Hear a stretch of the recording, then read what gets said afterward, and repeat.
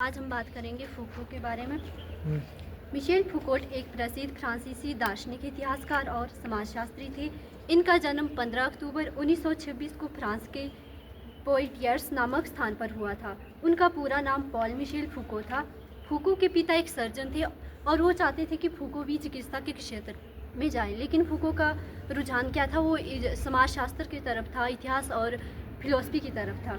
फूको ने प्रसिद्ध स्कूल इकोलो नॉर्मले से शिक्षा प्राप्त की, जहां उनका परिचय फ्रांस के दार्शनिक विचारों से हुआ। पढ़ाई के दौरान ही फूको को मानसिक समस्याओं का सामना करना पड़ा और उन्होंने इस समय के अपने मानसिक अनुभवों से मानसिक स्वास्थ्य के बारे गहरी समझ विकसित कर ली थी, जिसका प्रभाव उनके बाद के कार्यों में भी देखा जा सकता है। फूको की पहली पुस्तक, जिसका नाम है मैडनेस एंड सिविलाइजेशन, ये उन्होंने लिखी थी 1961 में, जिसमें उन्होंने पागलपन और मानसिक रोगों के इतिहास का अध्ययन किया और बताया कि समाज किस प्रकार जो मानसिक रूप से प्रभावित लोग होते हैं उनको अलग करता है। इसके बाद उनकी दूसरी किताब आई। तो फिर एक्सप्लेन करता हूँ इसमें क्या बोला उसने बताया ना, बहुत अच्छा। वो बोलता है कि पहले के टाइम में ना पागल को बुरा नहीं मानते थे, बेवरा समझते थे। भाई अपना स्टाइल है, इसका एक अलग है, यूनिक चीज़ है भाई, है ना। पर जैसे जैसे मेडिकल साइंस का इन्होंने विकास किया, इन्होंने पागल को बीमार घोषित कर दी कि बीमार है, अब इसको हमने क्या करना है, नॉर्मल ट्रीटमेंट करनी, इसको ज़बरदस्ती जैसे नॉर्मल लोग भी बिहेव करते वैसे करना है। पहले वो डाइवर्सिटी को लोग, पुराने लोग डाइवर्सिटी को एक्सेप्ट करते थे, पुराने कल्चर। उन्होंने क्या कर दिया, अब ये आदमी बीमार है एक्चुअली। ये मतलब मॉडर्न ने क्या किया है पावर ने, कि आदमियों को नॉर्मल और एब नॉर्मल डिक्लेयर कर दिया है। तो जो हमारे हिसाब से नॉर्मल है वो ठीक, नहीं तो आप क्या है, एब नॉर्मल। तो अब आपका क्या करना पड़ेगा बताओ, ट्रीटमेंट, है ना। आगे आओ, शाबाश बच्चे। इसके बाद उनकी अन्य पुस्तकें आती हैं, जिनका नाम है the birth of the clinic और दूसरी है द ऑर्डर ऑफ थिंग्स, जिसमें इन्होंने चिकित्सा और विज्ञान में समाज के दृष्टिकोण को चुनौती दी। फूको का सबसे प्रसिद्ध कार्य डिसिप्लिन एंड पनिश, जो कि 1975 में आया, जिसमें उन्होंने दो किताबें कौन सी बताओ फिर से बताओ। The birth of the clinic, the order of things. देखो ये तो ऑर्डर ऑफ थिंग में भूल गया, मेरे पास किताबें पर मैं भूल गया, पर आप ही पढ़ के देख, थीम क्या है, थीम पता होनी चाहिए। पर बर्थ ऑफ क्लिनिक में पता क्या बोलता है फूको? वो ये बोलता है कि पहले बीमारी पता कैसी होती थी, जैसे मान लो जैसे किसी के बच्चा है छोटा, या मैं हूँ मान लो, उसको लैट्रिन प्रॉपर नहीं आ रही, कोई दिक्कत है उसको, ठीक है, और स्टूल पास करने में दिक्कत हो रही है, तो डॉक्टर पता क्या करते हैं आज के ज़माने में, दवाई देंगे आपको, खाओ, और बंदे के बाउल लूज होंगे और बंदा शौच कर लेगा और ठीक हो जाएगा।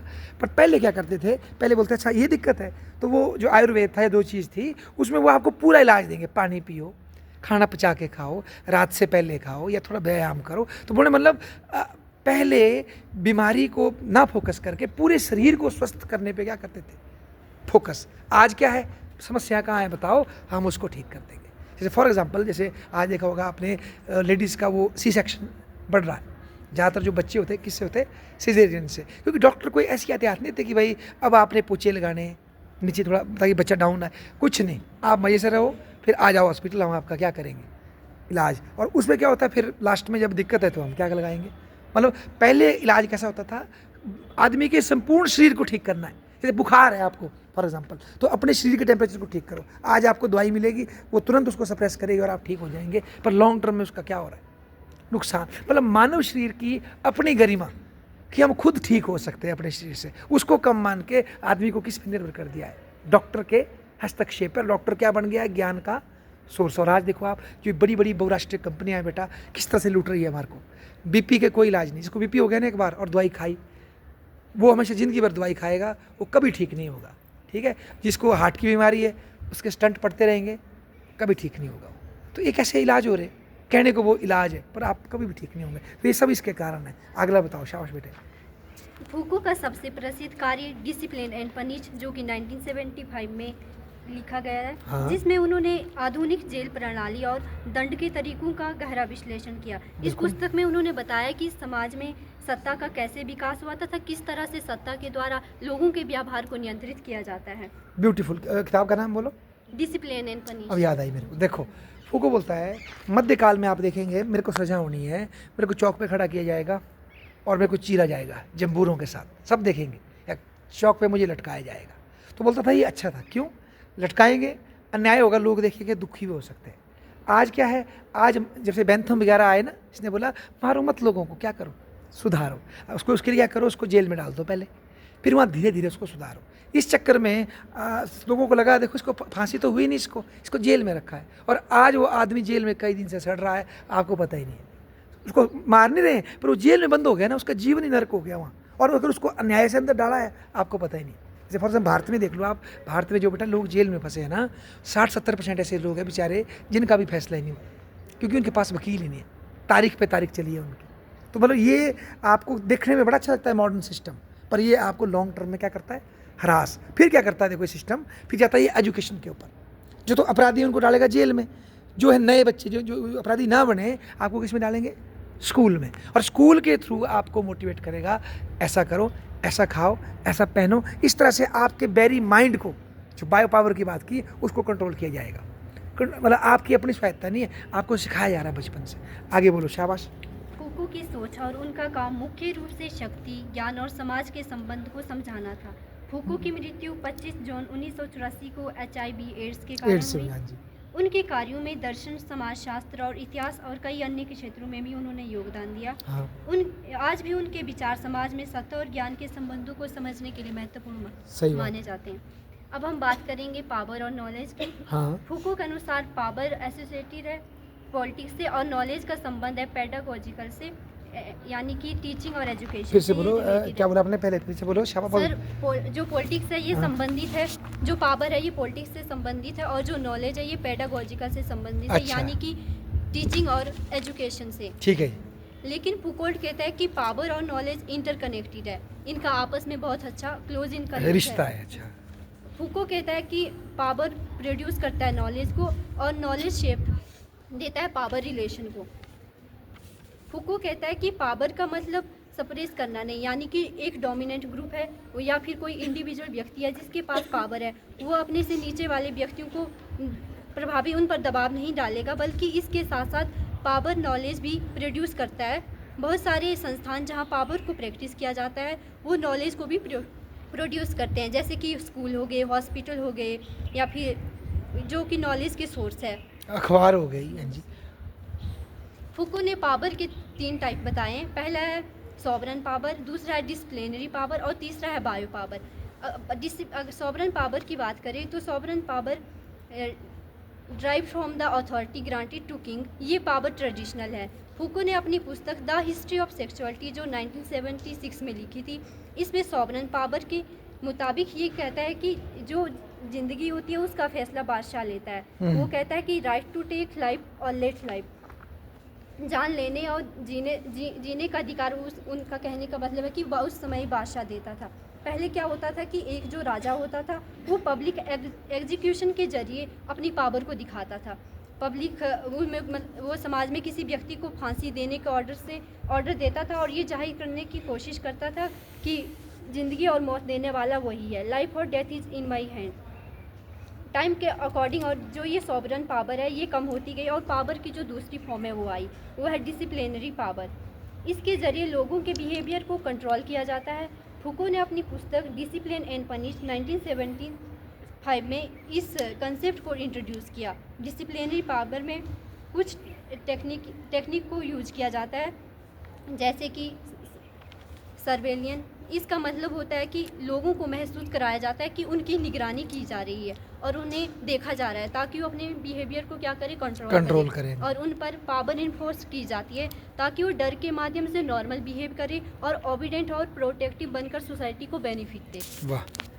अब तीसरा आता है बायो पावर। बायो पावर में बायोलॉजिकल प्रोसेस और पॉपुलेशन को कंट्रोल किया जाता है। इसमें मॉडर्न स्टेट और जो संस्थान होते हैं वो ऐसे मेकनिज़म बनाते हैं जिनके थ्रू क्या किया जाता है, पॉपुलेशन को मैनेज किया जाता है। ये पावर साइंटिफिक नॉलेज के थ्रू एक्सर्ट की जाती है। आजकल है बेटा ये दौर आता है। इसमें हेल्थ, फिटनेस और रिप्रोडक्शन पर कार्य किया जाता है। और फुको कहता है कि जो बायो पावर है इसके भी 2 टाइप है, पहला है पॉजिटिव और दूसरा है नेगेटिव। अगर पॉजिटिव बायो पावर की बात करें तो पॉजिटिव बायो पावर में लाइफ और जो जनसंख्या होती है उसकी हेल्थ को एनहांस किया जाता है, और नेगेटिव बायो पावर में पीपल को सप्रेस किया जाता है कि उन्हें ये दिखाया जाता है कि उन्हें नियंत्रण में रखा गया है।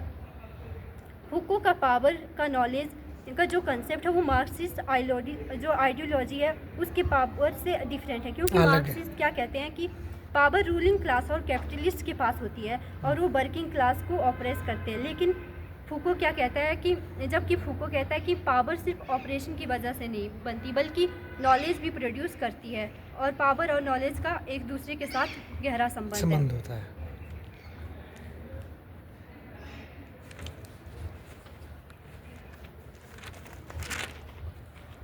मिशेल फूकोल्ट की पावर नॉलेज या शक्ति संबंधों की अवधारणा उनके विचारों में एक महत्वपूर्ण स्थान रखती है। हाँ। फूको के अनुसार शक्ति और ज्ञान एक दूसरे से जुड़े हैं और एक साथ कार्य करते हैं। हाँ। इस विचार को शक्ति का वंश या जीनियोलॉजी ऑफ पावर कहा जाता है, जहां फूको शक्ति के स्रोतों और उसके समाज में होने वाले प्रभावों का अध्ययन करते हैं। इसके जरिए वो ये समझाने की कोशिश करते हैं कि किस तरह से शक्ति का प्रभाव ज्ञान और सत्य की और सामाजिक जो संरचना है उसको प्रभावित करता है।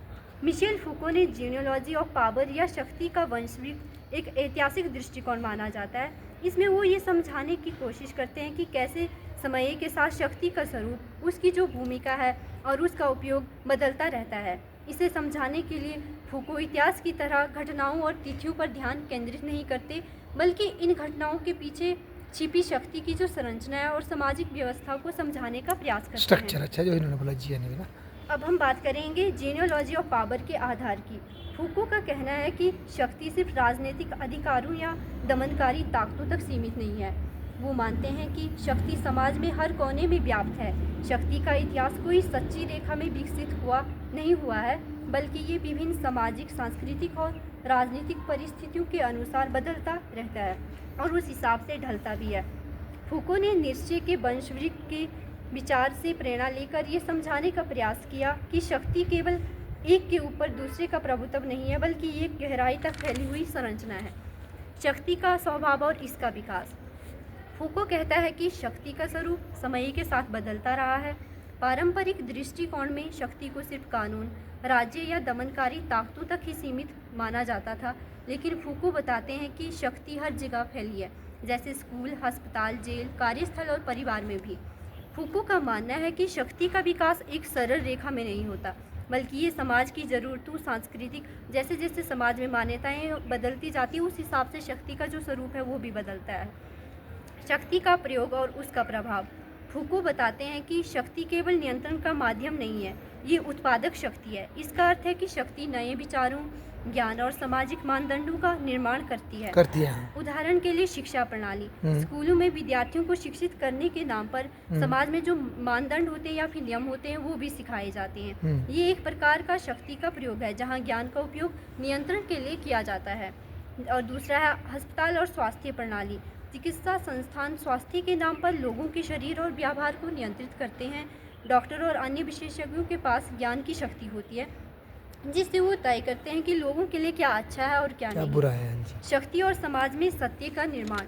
फूको का ये देखो सत्य का कॉन्सेप्ट है ना उसका, शक्ति और समाज में सत्य का निर्माण। बोलो हाँ। फूको का ये भी मानना है कि शक्ति का प्रयोग समाज में सत्य स्थापित करने के लिए होता है। जो लोग शक्तिशाली होते हैं वो समाज में अपनी मान्यताओं और विचारों को सत्य के रूप में स्थापित कर सकते हैं। वाह। इस तरह से शक्ति का निर्माण सत्य के माध्यम से होता है। एग्जाम्पल, मध्यकाल में क्या होता था कि चर्च शक्ति का एक स्रोत होता था।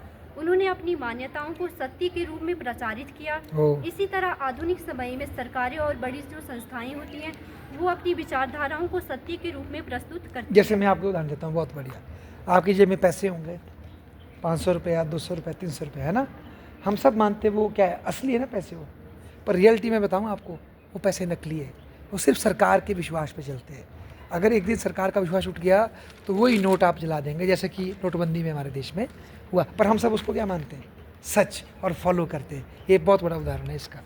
अब हम बात करेंगे ज्ञान और शक्ति का पारस्परिक संबंध। फूको के अनुसार ज्ञान और शक्ति का संबंध केवल एक पर आधारित नहीं है, बल्कि ये एक गहरे और आपसी निर्भरता वाले संबंध में बंधे हुए हैं। वो कहते हैं कि शक्ति ज्ञान का निर्माण करती है और ज्ञान शक्ति को बनाए रखता है। वाह, शक्ति ज्ञान का निर्माण करती है और ज्ञान शक्ति को बनाए रखता है। वाह, वेरी ब्यूटीफुल। उदाहरण के लिए चिकित्सा का ज्ञान केवल शरीर को ठीक करने तक सीमित नहीं है, ठीक है, बल्कि ये समाज के लोगों को एक मानक जीवन जीने के लिए भी निर्देशित करता है। इसी प्रकार कानून और न्याय का ज्ञान समाज में एक विशेष प्रकार की सत्यता को स्थापित करता है। दूसरा है ज्ञान शक्ति का साधन। फूको बताते हैं कि जो व्यक्ति या संस्थान ज्ञान पर अधिकार रखते हैं वो समाज पर नियंत्रण स्थापित कर सकते हैं, वाह। जैसे कि डॉक्टर, शिक्षक, वकील आदि विशेषज्ञ अपने ज्ञान के माध्यम से समाज में एक बड़े हिस्से को नियंत्रित करते हैं। वाह। शक्ति के द्वारा ज्ञान का निर्माण। फूको के अनुसार शक्तिशाली संस्थान केवल ज्ञान का उपयोग ही नहीं करते बल्कि नए ज्ञान का निर्माण भी करते हैं जो उनकी शक्ति को और भी मजबूत बनाता है। जैसे मैं उदाहरण देता हूँ आपको। उदाहरण के लिए हाँ, जेल बोलो। प्रणाली में अपराधियों के व्यवहार का अध्ययन करना भी एक प्रकार का ज्ञान है। इस हेडिंग को रिपीट करो। क्या बोला आपने? शक्ति क्या बोला आपने? क्या बोला? फूको के अनुसार शक्तिशाली जो संस्थान होते हैं वो केवल ज्ञान का उपयोग ही नहीं करते बल्कि नए ज्ञान का निर्माण भी करते अच्छा हैं। देखो, जैसे ब्रिक्स बना ना कुछ टाइम पहले, आप शायद जानते होंगे, ब्राज़ील, रशिया, इंडिया, चाइना, ठीक है। ब्रिक्स जो बना अब वो शक्तिशाली हो रहा है। शक्तिशाली हो रहा है तो वो अब यूएसए के डॉलर के बजाय एक नया ट्रेडिंग सिस्टम ला सकता है। वो अगर वो उसको ला पाया ना तो वो और ज़्यादा क्या हो जाएगा, सशक्त हो जाएगा और उसकी शक्ति और ज़्यादा बढ़ जाएगी। तो जो शक्तिशाली होता है, जैसे सेकंड वर्ल्ड वॉर के बाद अमेरिका सबसे पावरफुल था तो अमेरिका ने तीनों संस्थान बनाए, WTO, वर्ल्ड बैंक, IMF।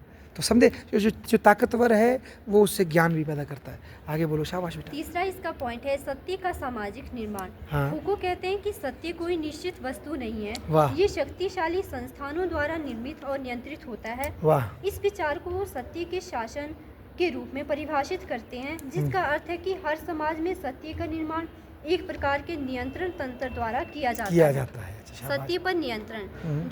फूको कहते हैं कि जो शक्तिशाली होते हैं वो समाज में सत्य का निर्धारण करते हैं। उनके अनुसार जो बातें सत्य हैं उन्हें समाज में स्वीकार किया जाता है, बिल्कुल। जबकि जो बातें उनके अनुसार सत्य नहीं है उनको अस्वीकार किया जाता है। शाबाश। बहिष्कार और स्वीकार्यता।